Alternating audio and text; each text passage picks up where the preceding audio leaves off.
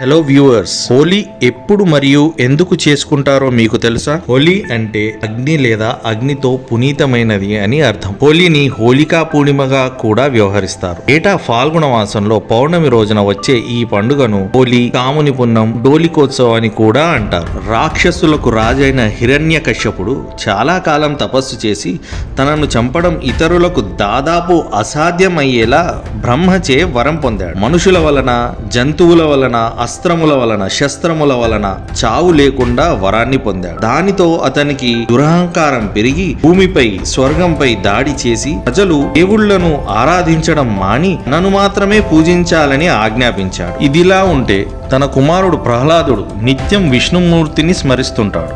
పరమ విష్ణు భక్తుడు. ఇది చూసి హిరణ్యకశ్యపుడు ఏమాత్రం జీర్ణించుకోలేకపోతాడు. తనని సంహరించాలనుకుంటాడు. ప్రహ్లాదుడి నోటిలో విషం పోస్తాడు. అది అమృతంగా మారుతుంది. ఏనుగులతో తొక్కించమని ఆజ్ఞాపిస్తాడు.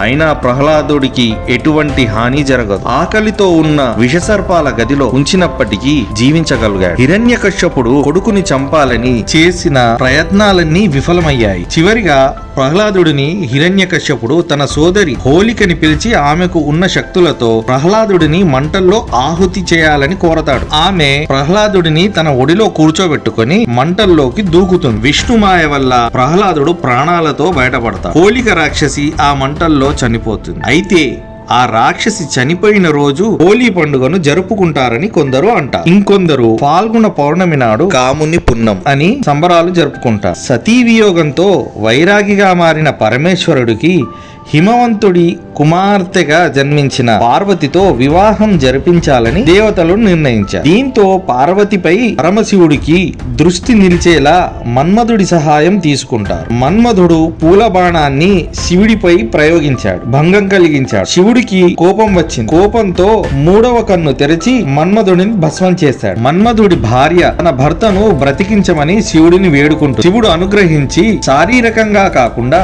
మానసికంగా బ్రతికే వరాన్ని పౌర్ణమి రోజున ప్రసాదిస్తాడు. కాముడు తిరిగి బ్రతికిన రోజు కావడంతో కాముని పౌర్ణమిగా పిలుస్తారు. అలా కోరికలు దహింపచేసిన రోజు కావడం వల్ల ఆ రోజు కామదహనం పేరుతో మన్మధుడి బొమ్మని గడ్డితో చేసి తగలబెడతారు. ఇక హోలీ చేసుకోవడానికి శాస్త్రీయ కారణాలు. వసంత కాలంలో వాతావరణం చలి నుండి వేడికి మారుతుంది. దీనివల్ల వైరల్ జ్వరం, జలుబు లాంటి వ్యాధులు ప్రబలుతాయి. కాబట్టి కొన్ని ఔషధ మొక్కల నుండి తయారు చేసిన సహజమైన రంగులు కలిపిన నీటిని చల్లుకోవడం వల్ల ఈ వ్యాధులు వ్యాప్తి తగ్గుతుందనేది ఒక వాదన. కుంకుమ, పసుపు, బిల్వాలను ఉపయోగించి ఆయుర్వేద వైద్యులు ఔషధ వనమూలికలు తయారు చేస్తారు. తడి రంగుల కోసం మోదిక పువ్వుల్ని రాత్రంతా మరిగించి అవి పసుపు రంగులోకి మారేంత వరకు ఉంచుతారు. అవి ఔషధ లక్షణాలు కలిగి ఉంటుంది. అందుకని సహజమైన రంగు పొడుల్ని చల్లుకోవడం వల్ల ఔషధంగా పనిచేస్తుందని అర్థం. పసుపు, గంధం,